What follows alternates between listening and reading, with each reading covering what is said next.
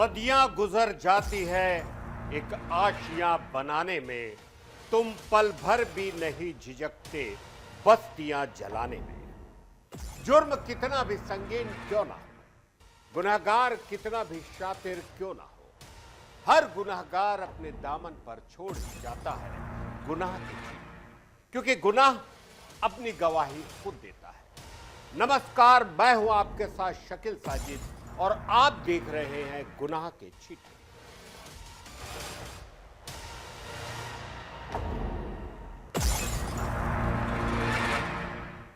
पूरे देश का दिल दहलाने वाला Kolkata doctor rape murder case, students का सबूतों से छेड़छाड़ का गंभीर आरोप है। स्टूडेंट्स ने कहा घटना स्थल से 20 मीटर दूर पुलिस के सामने तोड़फोड़ हो रही है। Trainee doctor rape murder case में अस्पताल प्रशासन पर लगातार सवाल उठ रहे हैं। आरजी कर रहे मेडिकल कॉलेज की स्टूडेंट ने आरोप लगाया है कि अस्पताल प्रशासन सबूतों से छेड़छाड़ कर रहा है। सेमिनार हॉल से 20 मीटर की दूरी पर चेस्ट डिपार्टमेंट के ऑफिस में तोड़फोड़ हो रही है। पुलिस के सामने रिनोवेशन के नाम पर सबूतों से छेड़छाड़ हो रही है। देखिए ये खास रिपोर्ट।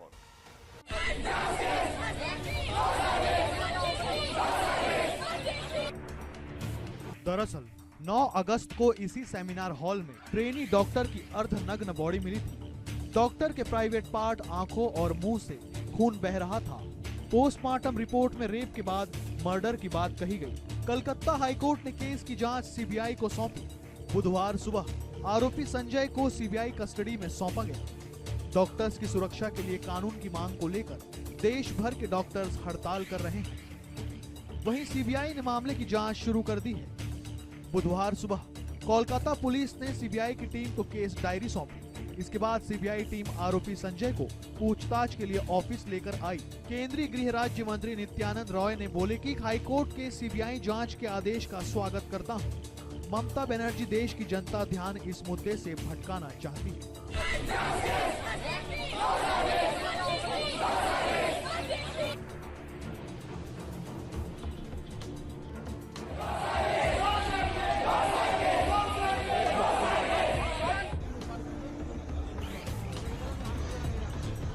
भाजपा ने आरोप लगाया कि पश्चिम बंगाल में ममता बनर्जी का जंगल राज चल रहा है। उन्होंने सीबीआई को जांच तुरंत क्यों नहीं सौंपी? हत्या के सबूतों को नष्ट किया गया।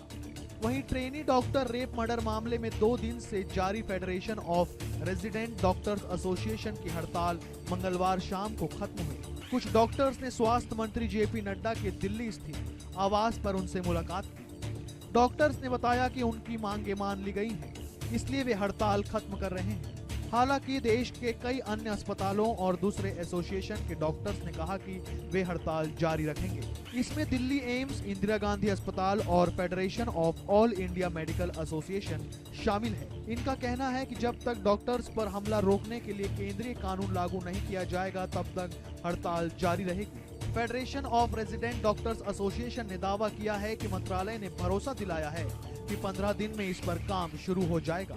इसलिए पेशेंट्स की हित को ध्यान में रखते हुए बुधवार सुबह से हड़ताल खत्म की जा रही है। सरकार के सामने 5 मांगे रखी गई थी। सेंट्रल प्रोटेक्शन एक्ट के अलावा कितनी मांगे मानी गई हैं, इसकी जानकारी फिलहाल सामने नहीं आई है। 9 तारीख को रात में 3 से 6 के दरमियान हमारी एक महिला डॉक्टर ऑन ड्यूटी थी। 36 घंटे के ऑलरेडी वो शिफ्ट पे थे। उस दौरान हमारी महिला डॉक्टर पे रेप किया गया। ये इसकी पुष्टि पोस्टमार्टम रिपोर्ट करता है। पोस्टमार्टम में ऐसा मेंशन किया गया है कि वो महिला के प्राइवेट पार्ट से खून निकला था, वो नाक से खून निकला था, आंख से खून निकला था और उनके शरीर पे बहुत सारे जख्म थे। आरजी कर मेडिकल कॉलेज कोलकाता, वहाँ पे हमारी एक रेसिडेंट निवासी डॉक्टर के साथ ही बहुत गलत चीज़ हुई है। अगर हम हमारे घर में ही सेफ नहीं है, जितना डॉक्टर घर पे नहीं रहता है उससे ज़्यादा तो वो हॉस्पिटल में रहता है। ये हमारे लिए सेकंड होम है। अगर हम यहाँ पे ही सेफ नहीं है तो हम कहाँ सेफ है? तो हम सरकार से और कुछ नहीं मांग रहे, हम बस हमारी सेफ्टी मांग रहे हैं। दिन रात जब हम पेशेंट की सेवा कर रहे हैं, सरकार हमें उसी के लिए रख रहा है, बट हमारी सेफ्टी भी तो इम्पोर्टेंट है ना। हमारे घर वाले सरकार के भरोसे हमें यहाँ भेजते हैं और अगर हम ही सेफ नहीं है तो फिर हम आगे हमारा काम कैसे करेंगे? मामले को लेकर अस्पताल प्रशासन पर लगातार सवाल उठ रहे हैं। 9 अगस्त की सुबह ट्रेनी डॉक्टर का शव मिलने के बाद प्रशासन ने पीड़ित परिवार से झूठ बोला था। मीडिया रिपोर्ट्स के मुताबिक हॉस्पिटल के असिस्टेंट सुपरिटेंडेंट ने सबसे पहले ट्रेनी डॉक्टर के परिवार से बात की थी। उन्होंने कहा था कि आपकी बेटी ने सुसाइड किया है। इसके बाद ट्रेनी डॉक्टर के माता पिता तुरंत अस्पताल पहुंचे, लेकिन प्रशासन ने 3 घंटे तक उन्हें इंतजार कराया।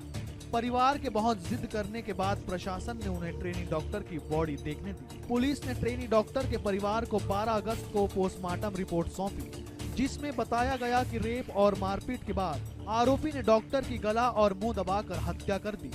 घटना शुक्रवार सुबह 3 से 5 बजे के बीच होने का अनुमान है। 4 पेज की पोस्टमार्टम रिपोर्ट में बताया गया कि आरोपी ने डॉक्टर का बुरी तरह शोषण किया था। उनके प्राइवेट पार्ट्स पर गहरा घाव पाया गया है। आरोपी ने डॉक्टर की चीख दबाने के लिए उनकी नाक, मुंह और गले को लगातार दबाया। गला घोंटने से थायराइड कार्टिलेज टूट गया। डॉक्टर की सिर को दीवार से सटा दिया गया था, जिससे वह चिल्ला न सके। पेट, होठ, उंगलियां और बाएं पैर पर चोटें पाई गई हैं। फिर उन पर इतनी जोर से हमला किया गया कि चश्मा टूट गया और शीशे के टुकड़े उनकी आंखों में घुस गए। दोनों आंखें, मुंह और प्राइवेट पार्ट से खून बह रहा था। Bureau report, DN News Plus, Raipur.